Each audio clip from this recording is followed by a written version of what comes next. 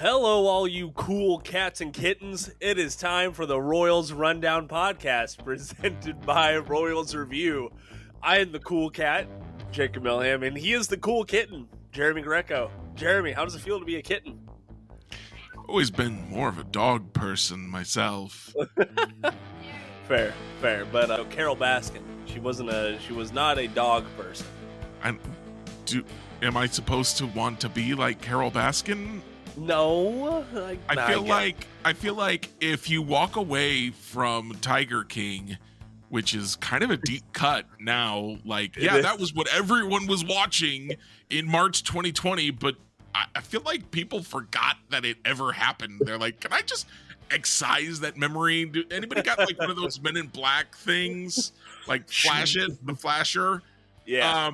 Yeah, if you watched that, though, and you walked away thinking, I want to be like that person, and pointed to anyone involved, or don't. I don't want to know you. Please stop. Listen, oh my goodness. Well, I guess my wife, Honey, over here is being the villain in her own era.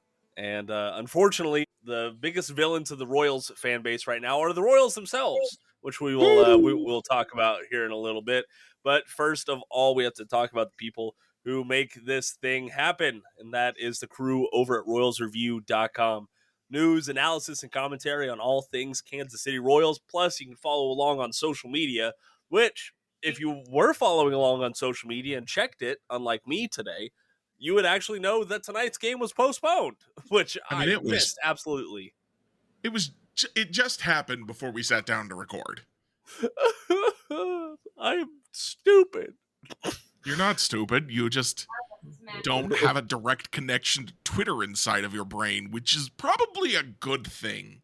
Skynet? Question mark? No, thank you. All right. First off, I do want to say this. I think you can walk away from the Karate Kid and think that William Zabka is actually the protagonist. I have not watched that movie since it came out. Like 40 years ago. I don't remember anything about it except wax on, wax off.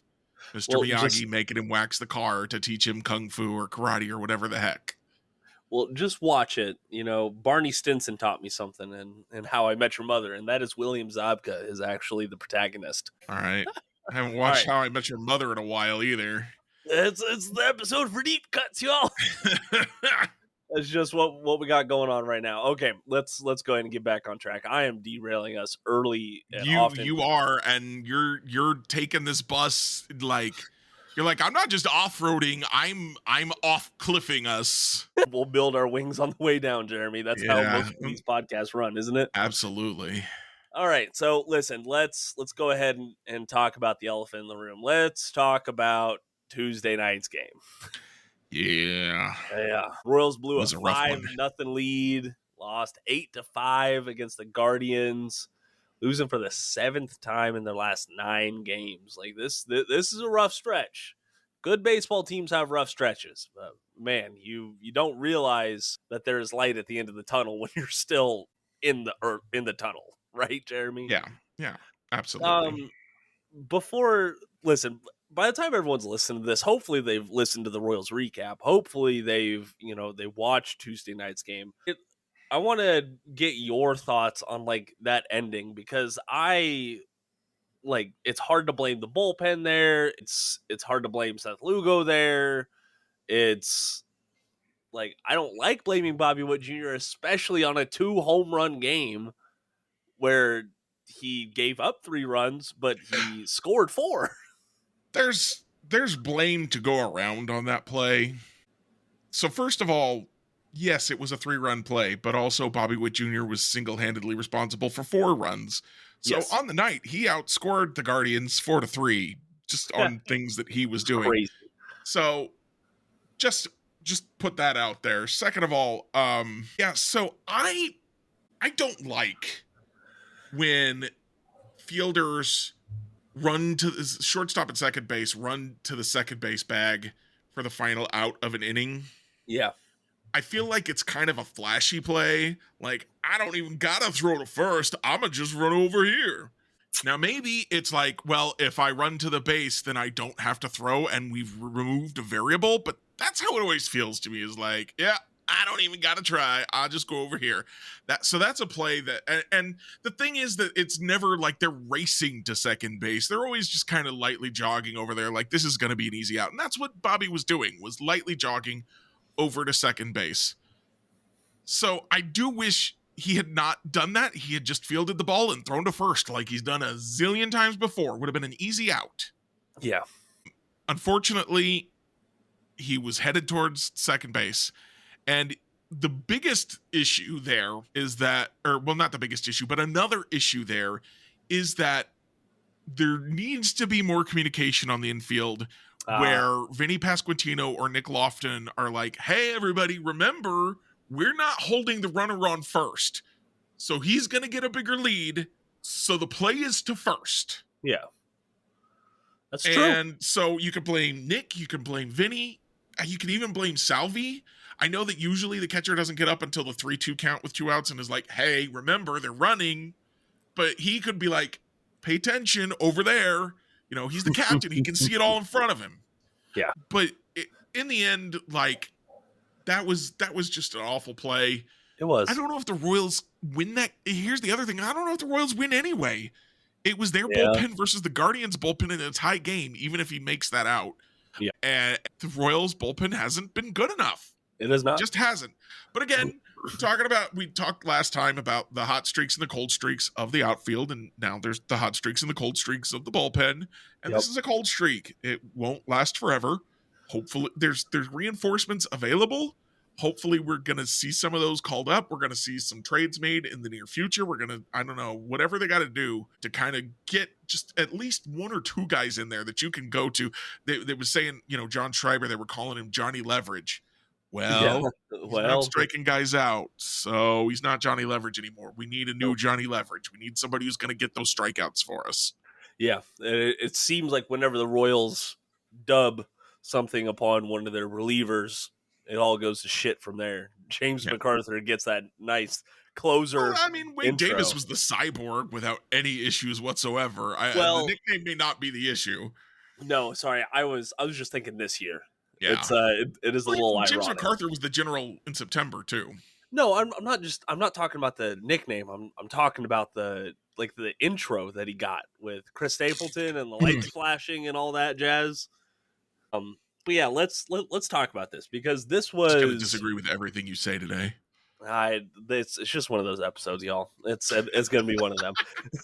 It's the middle of a very long work week. Yes. So let's get this straight. I don't think I realized how many of the Royals' losses this year have been blown lead losses, if that makes sense. They've blown a lead 15 times this year, tied for the 3rd most in the American League, behind only the White Sox and the Rangers. That's not good company to be in. Let's see. They've blown. So what did you say? I was just going to say they may have. I suspect they had fewer blown lead losses last year because they didn't score any runs to take a lead. Yeah, because they couldn't do the first part. They didn't have a lead to kind blow. It's a little bit of a double-edged sword. Like, you don't want to blow your leads, right? But also that means you're scoring runs and taking leads. Yeah, that's true. I would be curious to do the math on, do good teams have more blown lead losses as a higher percentage of blown lead losses? I suspect that the answer is yes, because they're just scoring runs in general. I think you might have found your Saturday topic there, Jeremy. So let's look at it like this. The Royals hadn't blown a lead of at least 3 runs since April, and we're sitting here in June. But in the last 5 games alone, they've blown a 4-run lead last Thursday in Minnesota, and then a 5-run lead last night. The worst blown lead loss in 2 years. And a lot of that has to rest on the bullpen. You have to look at, the middle of this lineup sometimes just going absolutely missing in games, and the bottom of the lineup too. But just last night was such a frustrating and disappointing game, man. It really was. This was the worst loss of the year.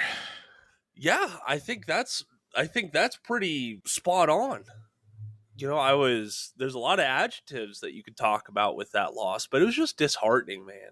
Like it was a gut punch. And for all the folks out there being hard on the boys in blue and Bobby especially, there was no one else harder on him than Bobby himself. Did you see that post game interview from him? I did not. It doesn't surprise me. The guy wants to win. He wants to play hard. And if you're being hard on Bobby Witt Jr. for, one mental lapse, like, do I think he could have played that better? Yes. Do I think it's worth getting concerned about? Like, is this going to become a habit? No. Absolutely not. Is this going to be a continuing issue? No. It happens. Mistakes happen. Yeah. Don't harp on it. Don't dwell on it. Move on. Well, I think I'm gonna do the first Chiefs anecdote, and then you can do the second one. How's that sound? All right. So it's like an offensive lineman. You never hear about them when they're doing their job, when they're doing it flawlessly, but you'll hear all about them when they're not doing it.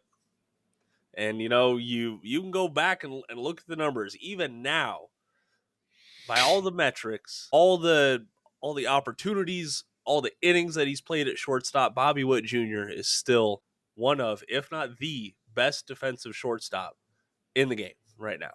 That's plain and simple. Yeah, I mean, that's the other thing is, like, this is not a pattern of poor shortstop play. This is the best shortstop in the game made a mistake. It happens.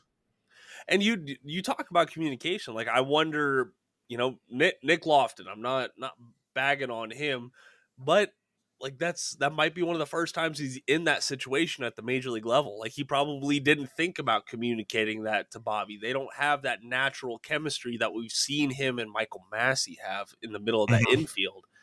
So there's a lot of variables here, but I still we can stew on this loss all we want. It's not going to do anything. Okay? It's in the end, it's one loss. It out is of 162 games. Yep, it is, and we can. And you know what? We've been saying that for about the past 2 weeks. We have. It's been a rough stretch of Royals baseball. But if we want to be all celebratory when they're winning, let's just look forward to them winning some more games. They're still 36-26 right now, still 10 games above 500. I like that. They're sitting in a good spot. So lots of season left to play. Yeah, lots of season. It's only game number 63. Their next game will be, like, we're finally below 3 digits of games left in the season. So it's going by fast. It really is. It's crazy to think that we get all worked up all winter, and once it comes, it goes just as quickly. All right, Jeremy, there was something that you brought up before we started talking about Bobby. And it was about, the Royals possibly getting swept this series. And I want to get your opinion on this first, since they postponed tonight's game and they rescheduled it with a doubleheader in August. If they lose Thursday, is that technically a sweep, do you think? I would call it a sweep. I would say that this is now a 2-game series, and that's a 4 or 5 game series. I don't know how many games they were originally going to play in that series. So if they lose tomorrow, I would go ahead and call that a sweep. No. That said, I don't think it's the end of the world. As I kind of tweeted Monday, the goal to me is to not get swept. I wanted the Royals to win 1 out of 3. But if it's a 2-game series, sometimes you just lose both games. Yeah. And that sucks, but it happens. They're not playing great right now. And it doesn't help as they're entering potentially the roughest stretch of the season. Yeah. Where they've got 12 games now because the rain out against first place teams. Ooh. 2 against the Guardians, 3 against the Mariners, 4 against the Yankees, and 3 against the Dodgers. That is a really rough stretch. So even if the team starts playing better, they may not win. They may lose more games than they win over this stretch. And so I guess what I want to say about that is, first of all, the Chiefs anecdote you mentioned that I had, the Chiefs, by the way, been to 4 of the last 5 Super Bowls. For Pretty those damn of you who good. don't follow football, they've won 3 of them. Woo. 3 out of 5 Super Bowls belong to the Kansas City Chiefs. That's insane. It is. That's the most anyone's ever won in a 5-year stretch. But also the Chiefs lose during the regular season. Yeah. They lose to the Bills every year. Every year. And everyone goes, well, if they lose to the Bills in the regular season, they got to beat the good teams. And last year they lost to the Raiders on Christmas Day. Did not look How do you good. do that? Everyone's like, oh, well, Chiefs aren't winning it this year. But they did. So good teams lose to good teams sometimes. Sometimes they lose embarrassingly to bad teams. Just a reminder that if they look bad over this kind of 2-week stretch, it's not the end of the world. Doesn't prove anything. This doesn't say, oh, that's who they really are. It doesn't say that. It says, yeah, well, that was their record during that stretch. Did it help them? Did it hurt them? How badly did it help them or hurt them? Yeah. And that's all it really actually says about the team. It says something about the team in that specific moment. Just like when the Chiefs lost on Christmas, it said at that specific moment, they were not good enough.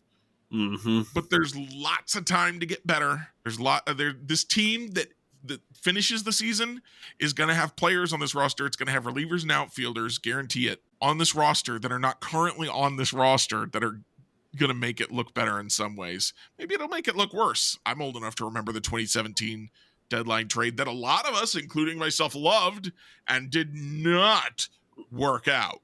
Okay, so we don't know what'll happen. All we can tell you is what just did happen, and what just did happen was a pretty bad loss. It sucks. It's not a lot of fun. Hopefully they'll win tomorrow and they'll get a split, and we'll say, hey, a split with the Guardians on the road? That's okay. That's pretty good. I'll take that. I want them to come home, want them to regroup and just see where their head's at. And I think them going out and getting a win tonight, if the game was played on Wednesday, I think that would have, assuaged a lot of Royals fans, because we're still, I don't want to say we're in uncharted territory, because the Royals have had winning years. They have. But we are in unfamiliar territory as a Royals fan base. We're not used to caring about the record and individual wins and losses this late into the season. I get it.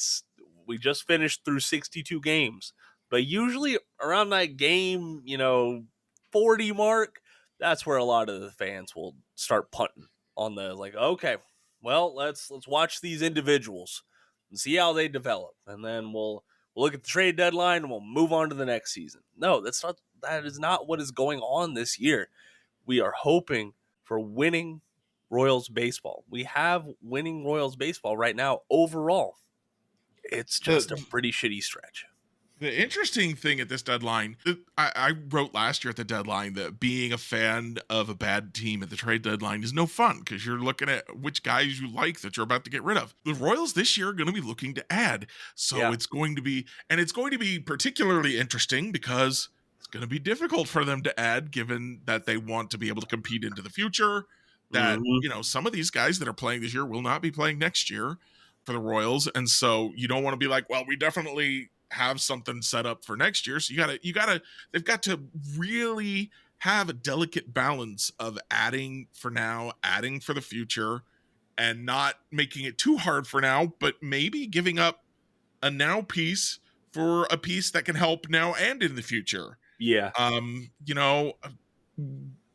haven't really talked about, I don't think we've really talked about it. Michael Wacha, he might make sense in a trade where I've advocated trading Brady Singer or, Daniel Lynch, I think would be my preference. But it might make sense to trade Michael Wacha and say, listen, Michael Wacha is not going to be here next year. So let's get somebody else in here. Let's trade him. We've got other starters that we think we can count on. Chris Bubich will be back very soon. Daniel Lynch, maybe he's good enough. Jamie Wright will be available next year, and we don't know what he's going to look like, but he's looked real good in the past. Mm-hmm. And, maybe there's other free agent acquisitions they could make next year. But if you could trade Michael Wacha and get a couple really good relievers and an outfielder, or maybe that's a bit much to ask for. But if you can make a really good deal for him, maybe that makes sense, even though it hurts the team right now. That's kind of the thing that the Mariners have been doing recently. It hasn't worked for them. So you have to question, would it work for the Royals? But the Mariners, the last couple of years, have traded away top-notch relievers in their bullpen and said, we can sustain the loss of that reliever to add pieces that will help us both now and in the future. So we might be looking at trades like that. So it's going to be a really, really interesting trade deadline. It's not going to be as fun probably as the 2015 deadline because, I mean, almost no trade deadline is ever that fun where you're going out and getting the best pitcher and the best position player and you don't care what the prospect cost is. That's not going to be how it is this year, but it is going to be really interesting and there's going to be a lot to talk about, I think. And that's what I mean. There's such a small margin for error with this team when it comes to player acquisitions right now. I recall there were a lot of Royals fans on social media, at least, talking about, oh well, why didn't we go sign Victor Robles after the Nationals DFA? I would actually like to know that. I mean, it's one of those things. He hasn't produced in years, and what I mean, we're gonna DFA someone off of our 40 man for what, another version of MJ Melendez? Do you think he's MJ Melendez though? I mean, I'd have to look at the stats, I guess. I haven't looked at Robles stats. I think he is. Listen, I live out here in Virginia. I watch Nationals games every now and then. That is the vibe that I get from Victor. Right? He was with that organization for 11 years of his life. And he's in his athletic prime, and they still decided to move on from him. Like, that is just not... It's not a guy that I'm clamoring to go get. Well, that brings up the other interesting point is that I kind of wanted to talk about today. I'm going to transition this. The wheel is mine. Ooh. We talked last time, or maybe last Wednesday. I don't remember which podcast it was, but I kind of talked about, where somebody asked the question, do you fix the outfield first or the bullpen first? And the answer I had at the time was fix the outfield, because I think that there are guys who can help in the minors with the bullpen, and I think that there are guys who can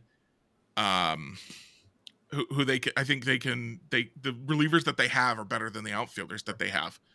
So that question, ask it to me again.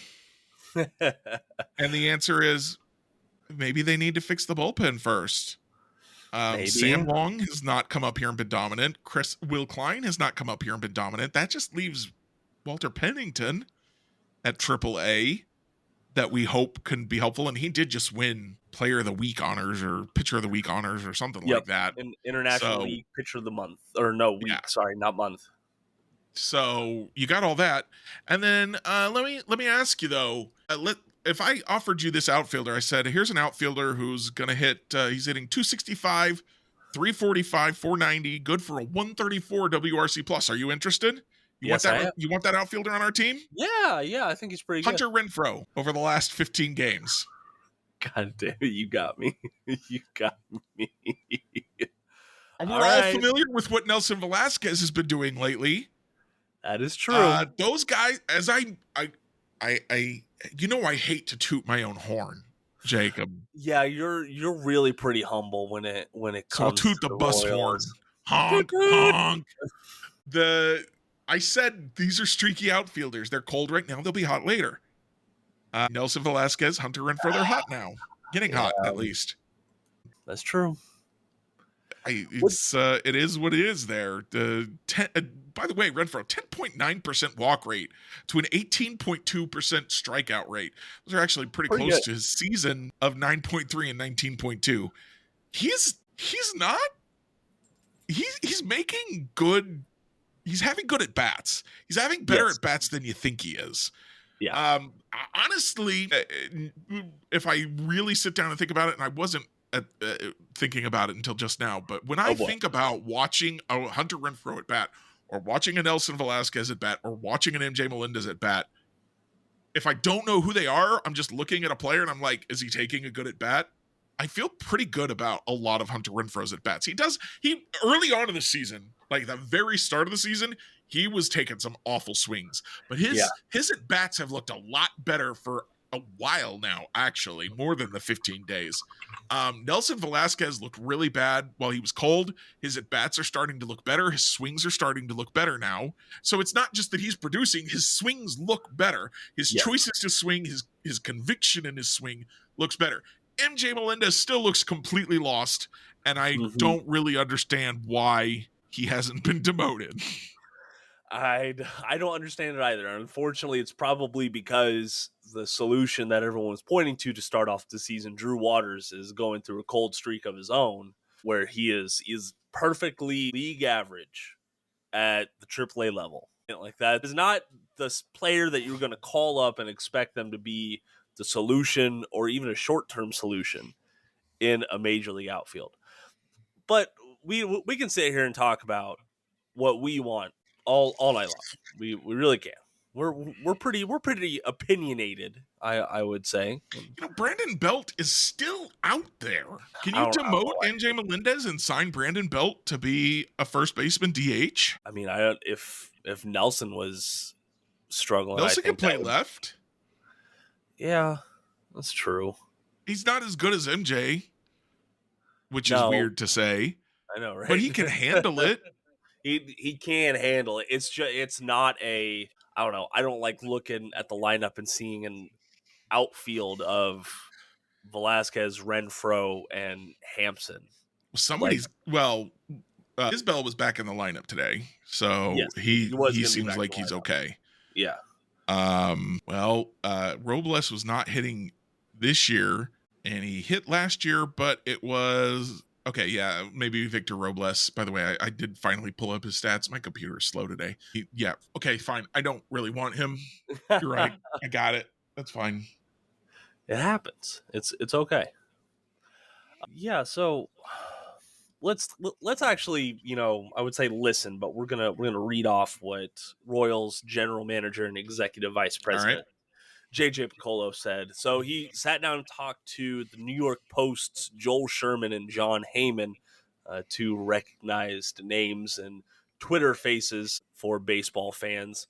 And he clarified that the outfield and the bullpen were the two primary areas Kansas City was looking to improve. He talked about that. I know. I am astounded. I really am.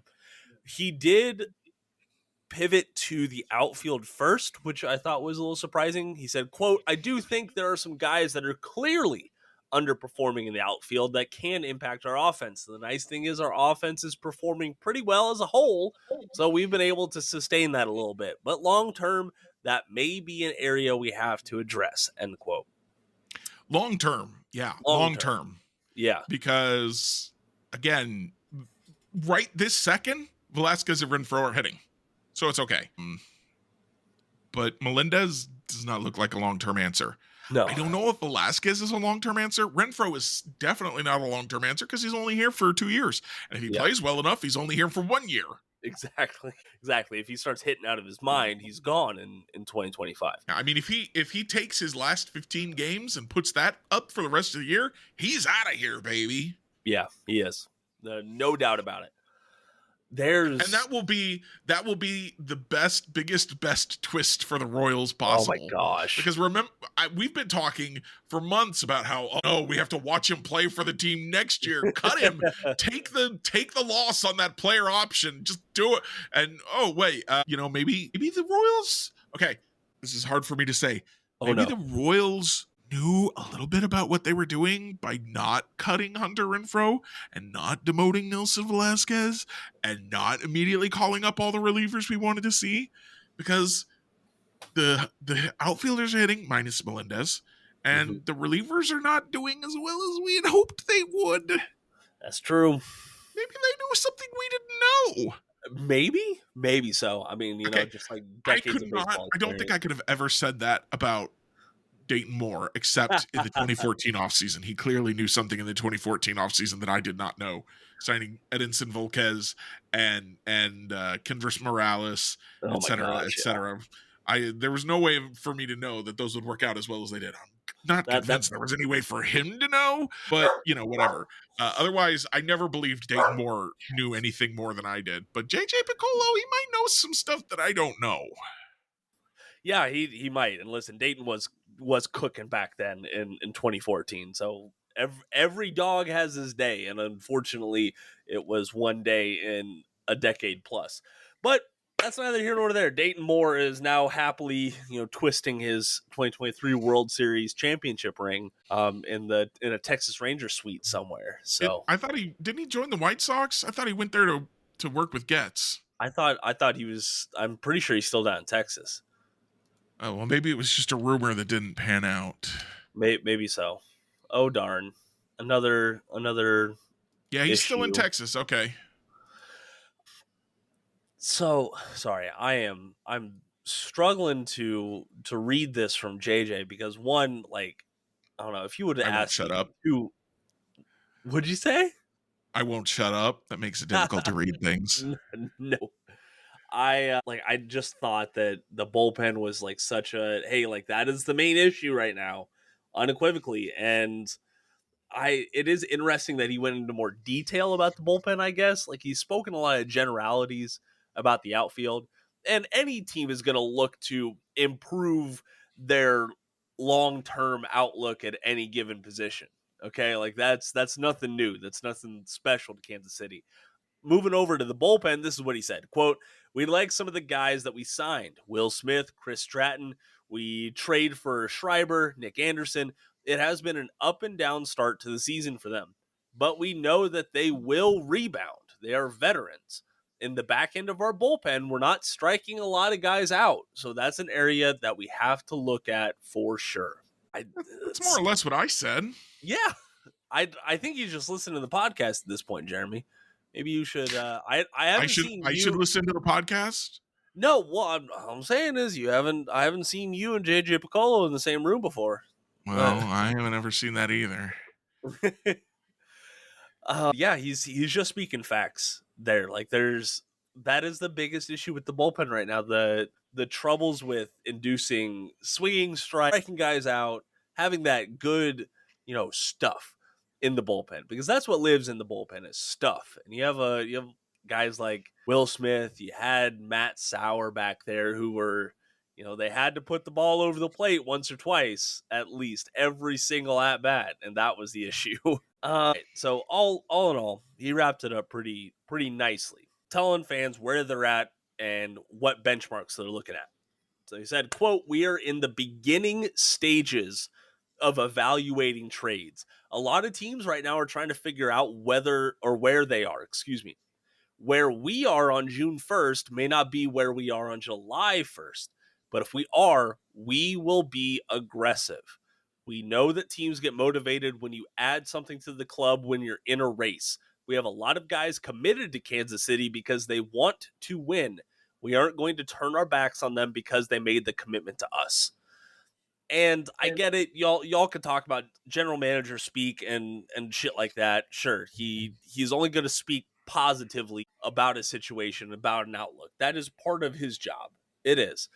But if you go back and watch this interview on the New York Post, this, like, I felt like the guy believes it. I feel like JJ is not spinning a yarn. How we felt when Dayton Moore was talking sometimes during the 2021 2022 seasons.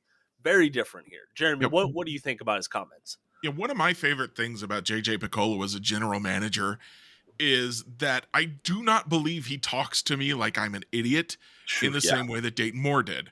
Yeah. Dayton Moore would say, we're trying to compete, and then trade Wade Davis away. And he would say, we're always trying to get every win we can. And it's like, well, I mean, maybe you're not intentionally losing games, but nobody is. You're also not adding quality talent to your roster. So Dayton Moore said a lot of things that he knew weren't true.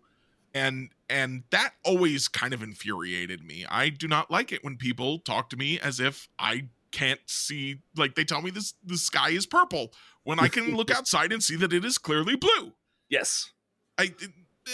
You can, and people said, well, he's not going to say that they're trying to tank. He doesn't have to say that. He just has to not directly say that they're not trying to tank when they clearly are. Yeah. It's just don't lie directly to me. Use your stupid words, or people who obfuscate the truth irritate me, but people who lie to my face piss me off. Dayton Moore did a lot of that Yeah, later on he in his did. tenure. For a God-fearing Christian man, he sure thought telling falsehoods was okay. Well, he hoodwinked the Royals fan base for a while, didn't he? So, all in all, I do believe that the Royals are going to prioritize the outfield over the bullpen simply because they do have some options in the organization, at least, that will help them cycle through guys and, let some of these bullpen arms get some rest. Like I could see them, demoting Sam Long and, making a move to get Walter Pennington on the 40-man, for example. Well, you just send Sam Long down to AAA, you let him get some rest, get that arm, 100% again, and then you swap him out. And that's part of the dog days of baseball. It really Yeah, is. that's pretty standard behavior. Yeah, it is. So I trust that approach. Just don't know about the outfield options out there. Like, it's gonna have to swallow some pride to go out there and try to trade for Brent Rooker, who's like one of the top trade targets in the outfield because he's really good. And after you let him walk, you waived him. I was always pissed about that, by the way. Yeah. I never liked letting Rooker go the way that they did. Well, when they had so few options, like, and listen, in hindsight, 100% of Royals fans will agree with that. At the time, I was okay with it. I was like, I guess, like, if y'all really didn't like him, but everyone told me it's not going to matter, and I was like, you're probably right, but I don't like it. I would rather have cut this guy or this guy and kept giving Rooker another shot. Yeah, and now we really wish that they had. Yep, exactly. But the thing is, he still has so much team control. He plays a good field. He is absolutely crushing the ball at the plate right now. He's going to be a very highly valued trade target. I don't think the Royals can swing that. Frankly, there's such a premium on bat first outfielders, or do it all outfielders, for lack of better terms, that I don't know if the Royals can afford any of them. At least I can squint and look at a bullpen arm in Colorado and say, like, well, yeah, he does strike out guys a lot. He's got some team control. Sure, we can give you our 25th best prospect for him, but you're not going to get that for a difference-making outfielder, I don't think. In recent years, it seems to me that trading for players at the deadline is not as expensive as it used to be. And that was extremely frustrating as a Royals fan who was trying to sell off pieces to improve the roster. But now as a Royals fan who's hoping that my team will improve, it's like, okay, that could be good news. This could be a good shift for my team now. It could. We'll have to see what happens. We'll obviously evaluate the trades as they happen. I also, maybe it's time to start looking at the trade, what do they call it, simulator things. Oh goodness, I hate that thing. Maybe my Saturday article will be plugging in trades to try and get Brent Rooker and a reliever from Oakland. What do I have to give up to get them? Okay, fair enough, man. Listen, I always loved that trade simulator when you could trade away Hunter Dozier for what was it, Shohei and Mike Trout, simply because of their contracts. Like that was the big issue. So yeah, some it's of not those, perfect, but it gives you a starting point. It does. It really does. And I think that if you look at it with context, that really helps the process. Just so many folks don't read into it. They don't look at the context and they'll say, well, Carter Jensen is going to get us a Cy Young contender. It's like, no, like Carter Jensen's good. No, that's Aroldis Chapman will get us a Cy Young contender. Oh, well, we saw that one play out in real life, didn't we? That's the thing. When I look at all this stuff, okay, I think that maybe it makes sense for the Royals to target outfielders more than relievers. Okay, why is that? I kind of believe in their pitching coaching and their ability to go get a reliever who is maybe underperforming for real cheap, like a James MacArthur, and bring him in and coach him up and turn him into something really special. They don't have to go out. Some people are saying trade for Josh Hader. And first of all, Josh isn't pitching good this year.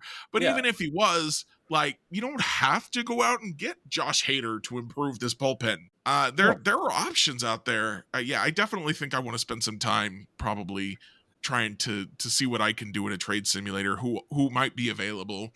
and have some fun with that. Isn't it amazing how quickly contracts disappear, or the burden that is big contracts disappear when the Royals are winning? Like no one's talking about Salvy's payroll anymore, or Salvy's hit on the payroll anymore. You know what? Let's go trade for Josh Hader. Screw the $20 million a year salary. Screw it. We need a closer. He's not even doing that. That is actually another thing that really plays into this as far as how much does a player cost in a trade. If you're willing to take on all of his salary, he costs less. Yes. So that was kind of one of the issues, even in 2015 when they were trading for those guys. Only one of those players do they miss, Sean Manaea, and he would have been gone by now anyway. But did they miss? I'll say, but they had to pay more because they didn't want in prospect. Because they didn't want to pay salary. They didn't want to pay Ben Zobrist's salary, so now we give you Sean Manaea. Yeah. And if the Royals are willing to actually spend some money on these contracts to say, yeah, you give us your guy. That was another thing. Kelvin Herrera, when they traded him to the Nationals, if they had been willing to pay his salary, they could have gotten more for him. But they wanted Washington to take on the salary. So they sent less back. So they got three guys that nobody remembers who any of them are. That's how it goes. So that's going to be something to keep an eye on too. If the Royals look like they're willing to take on some additional salary, which they were this offseason, so hopefully they are now. If they're willing to take on some additional salary, then they could potentially outbid some teams for some guys simply because other teams don't want to add salary right now. That's a good point. Yeah, just this offseason is aging very oddly when it comes to the big money contracts. Everyone's talking about the Scott Boras guys. Like that's Blake Snell is doing awful. Doing terrible. And what, he missed out on that like 6+ year contract just because of his financial pride, if you will. Okay, I'm getting off track. Listen, Jeremy, it's a strange time in the baseball season. We're too far away from the trade deadline to like really like sink your teeth into it, because so many. I think trades are going to start being made here in the next couple of weeks. All right, Jeremy, before we get to the Spotify Q&As and stuff like that, before I ask you for your final comments, I do want to tell our listeners out there, today Major League Baseball launched the All-Star ballot for the 94th annual All-Star game, which will be played on Tuesday, July 16th in the home of the Texas Rangers, Globe Life Field. Again, All-Star ballot stuff has been changing in recent years, so let's go and run down it. The All-Star ballot features 2 phases of fan voting to determine the All-Star starters. Beginning today, fans can cast their votes exclusively online and via mobile devices at MLB.com, all club websites, and the Ballpark app until the voting period of Phase 1 concludes on Thursday, June 27th. During the initial voting period, fans can submit up to 5 ballots each day. So, Jeremy, I will say this. Is it wise to go vote for Garrett Hampson 5 times a day? He's not on the ballot. He doesn't qualify? I didn't actually see write-ins this year either. You know what? I didn't see that either. And that is very, very true. I didn't even register that he wasn't on the ballot. Oh, poor Garrett. Just a Royals. But MJ Melendez is on the ballot. He is. So you can go vote for him 5 times a day if you like. I did. Thanks. Good job. I'm proud of you. Some of the guys that Royals fans should be like all in on and supporting and trying to push them over the edge into the All-Star game. Position players, Bobby Witt Jr., Salvador Perez, Michael Garcia are just some of the names that have some pretty strong All-Star cases. Vinny Pasquantino's fan status will certainly help things. I of course, will be going and voting for Kyle Isbell 5 times a day while I can. All right, I will be doing my part to recognize that our Goblin King of defensive fielding gets into the Midsummer Classic. You come up with the weirdest things sometimes. I gotta keep everyone on their toes, Jeremy. I guess. My wife, honey, coming in the background saying, "You don't even know 10% of it." I do. I believe her. All right, Jeremy. Any closing comments before we get to our Spotify Q&A? Sure, I haven't forgotten anything I wanted to Yeah, mention. I think we ran through everything. Yeah, I think we did too. Yeah, Yeah, let's go get them tomorrow. Let's get those Guardians, beat them up. They yeah. can't guard It against is. this. What'd you say? They can't guard against this. No, they don't even know what color they're wearing. Is it cream? Is it white? What is it? Which shade of dark blue are we wearing? Oh my god! 6 different shades. Thanks, Nike. We appreciate that. All right, let's go ahead and get to the Spotify Q&As. So if y'all are still listening, y'all know the spiel by now. Head on over to Spotify, interact with us, make your voice heard on our Q&As and polls. I went back to one of the basics, Jeremy, in our question this week. I asked, what is your favorite ballpark food? Used to ask that not ahead of every interview, but it was like something that I had to ask every single guy we had on the show. Ginger620 says you can't beat the overpriced hot dogs and large Dr. Pepper when at a ball game. Jeff says brisket nachos. Luke57 says helmet nachos all day, every day. I can get a souvenir helmet and brisket at the same time. See, it's like a flower pot. There's no like drainage at the bottom. There's no drainage hole to let all the juices out. Just, do you want to let all the barbecue sauce and cheese and grease leak onto your pants? What is happening, Jacob? Okay, all right, you got me there. I don't. It's just gonna pool up at the bottom. It's gonna make the soupy mess of tortilla That's chips. what make then you're like, I had all these great crunchy chips.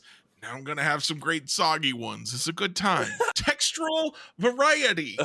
I'm sorry. I guess my palate is not as refined as the ball game goer.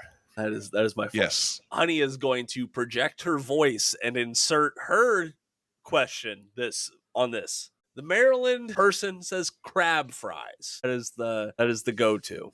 They're not from Maryland. That could be good. They're from Chickies. Sorry, they're from Philadelphia, known for its seafood. Almost as much as Kansas City is known for its sushi. Did you see that MLB Network? Of course segment? I did. You remember that? Okay, good. That was my favorite MLB Network segment ever. It's you say that I come up with random things. Someone talking about Kansas City sushi is on another level. Hats off to Mark DeRosa. Hats off to that production crew who made that happen and look somewhat cohesive.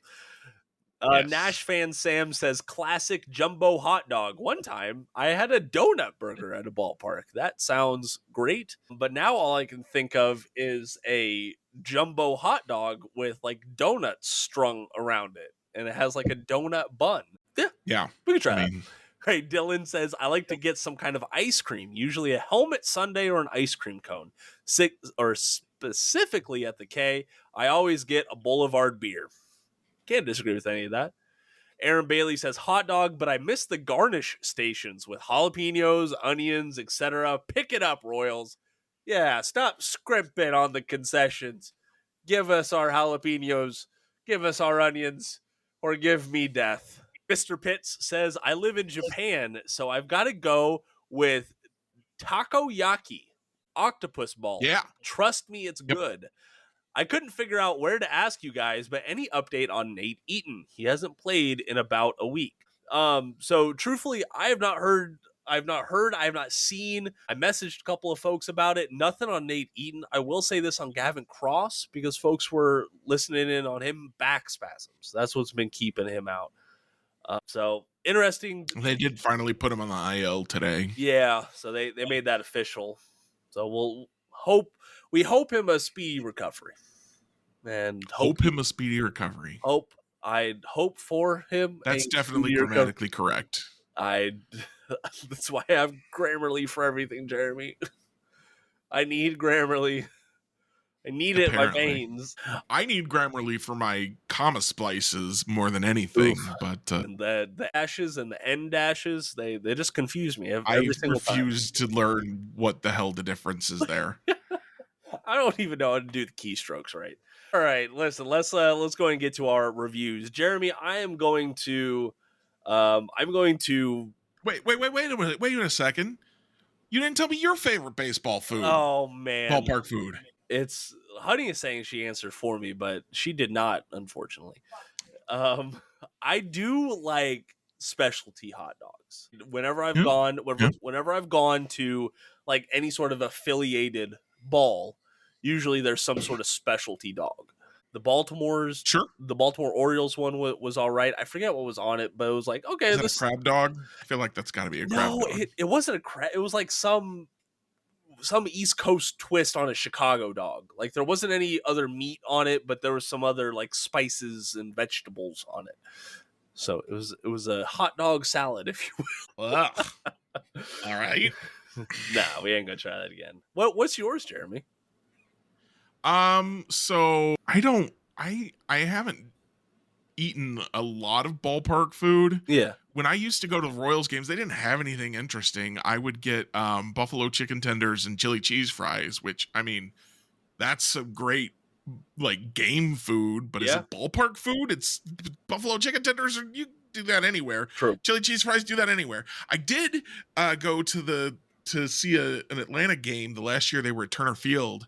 They had the burgerizza, Oh my which gosh. was a giant cheeseburger allegedly between. I actually wrote an article about this. This was, I think, my first year writing at Royals Review, where I reviewed all their ballpark food that I could try. I tried the burgerizza, which is a giant cheeseburger, bacon cheeseburger in between two pepperoni pizzas, except that my bottom pepperoni pizza was just a crust and it was just DiGiorno. Ew. Gross. So it was just like, ugh, it was not great. Very spongy crust. I don't know, man. It was weird. I really wanted to try their tomahawk chop hash brown thing, which was like hash browns, cheese, jalapenos in a waffle fryer shaped like a tomahawk. But they did not. They were out of stock, so I didn't get to try one of those. But I did try. They had actually a ballpark dog that had popcorn and Fritos and Dr. Pepper barbecue sauce on it. And it was pretty good. I enjoyed that, actually, at least a lot more than the burgerizza. Okay. Yeah, you've got some diverse stuff there. I didn't say Krabby fries are unimagineable. I mean, I feel like some ballpark in Maryland absolutely has those. Signature dish done by the restaurant Chicky and Pete's, which is Philadelphia based. Okay.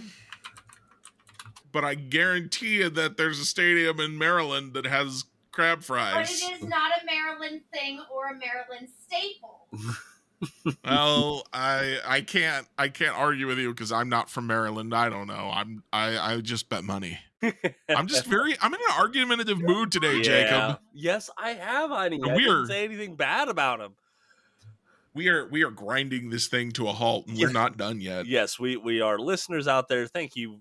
I do want to say this.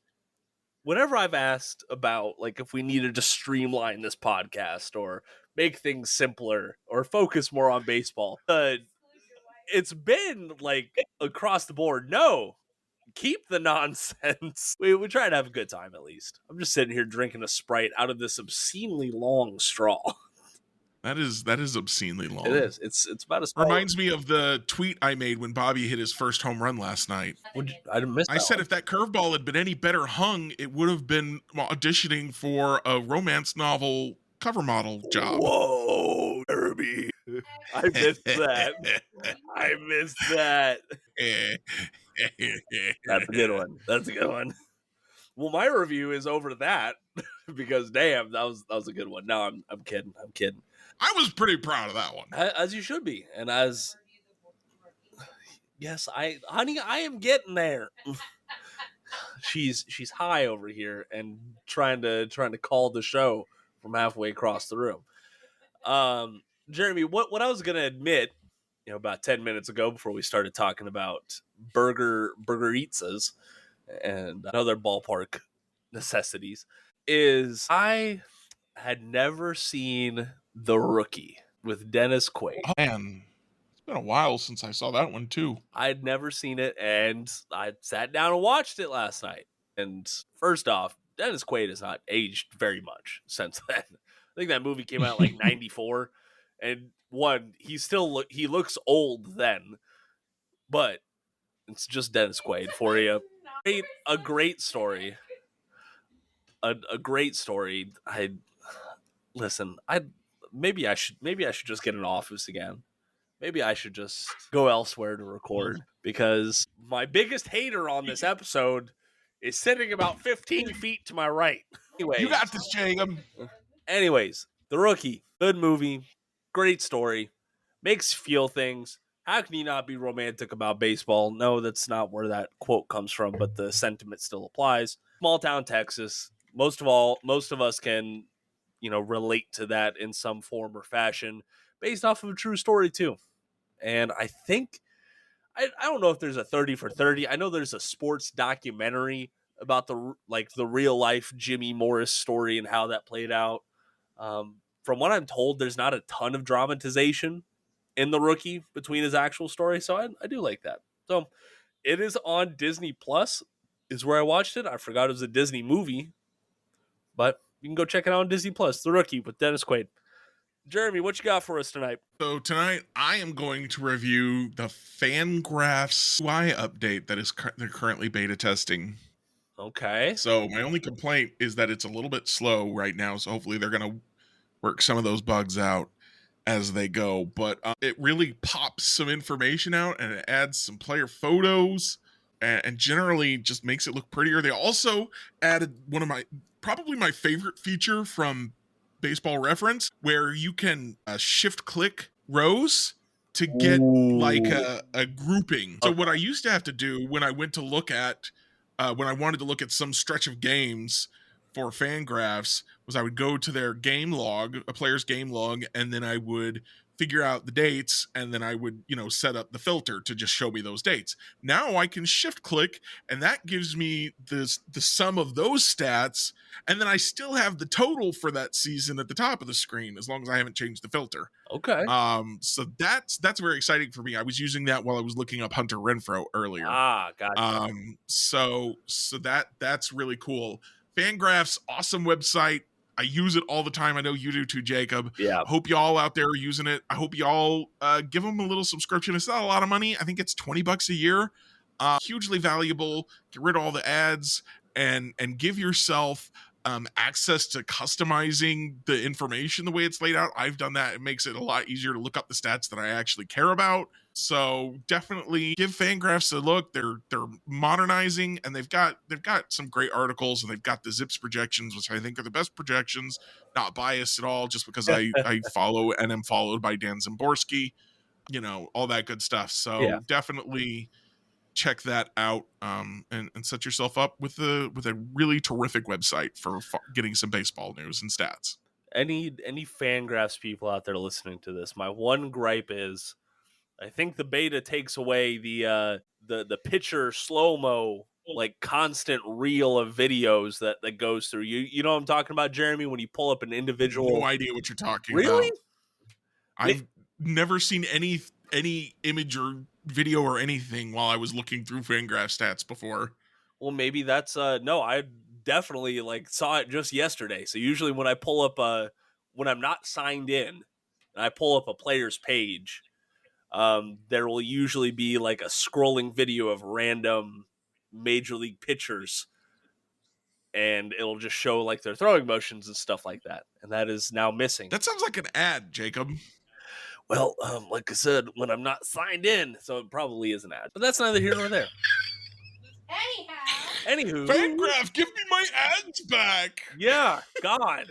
All right, Royals.com has given me enough. I need more ads in my life, Jeremy. The pop-up ads. I'm like, I gotta go check my articles, see if anybody's left any comments I want to reply to. Pop-up ad, can't scroll, can't click, gotta wait for it to load. I am unhappy, Jacob. As you should be.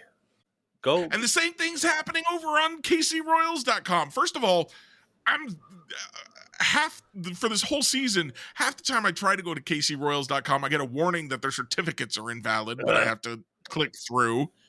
Fix that, MLB. And now they got these pop-up ads that I have to wait for it to load and close before I can do anything. The site was already slow enough. Knock it off. 2 reviews for the price of 1, courtesy of pop-up ads. I mean, I don't begrudge you your ads. I mean, I do a little, but the pop-up ads, that's the worst. Yes, they are the absolute worst. All right, y'all. If you're still listening to us, thank you for enduring this marathon that has been Royals baseball nonsense and just like sanity. Should What'd you say? should I do the reward thing again? Should I give the first 5 people who hit me up on Twitter? You give me a word, I'll fit it into my Saturday article. Give me a word. Appetite. First 5 people. Appetite. You're not one of them, Jacob. You're not hitting me up on Twitter, Jacob. Appetite. I said it 3 times. I get it 3 times. Appetite. 4 times. Boom. Boom roasted. Appetite. 5 Now times. appetite I'm a appears in winner! your window and haunts you. I don't know, man. Oh, God. Hey. Got a window right here, Jeremy. Don't scare me like that. My wife wants egg rolls after I already got her chicken nuggets. Yeah, that's legit to me. If that's not high behavior, I don't know what it is. All right, y'all. All right, y'all. Since I don't have Royals baseball to watch tonight, I'm going to go spend some time with the wife. Good luck. I appreciate that. Everyone out there still listening, thanks for your support. Go check us out on social media. The links are in the podcast description below. Y'all, apparently Honey is going to have her link in there too. Now, I don't know what it links to, but we shall see. Thank you so much for joining us tonight. And until next time, go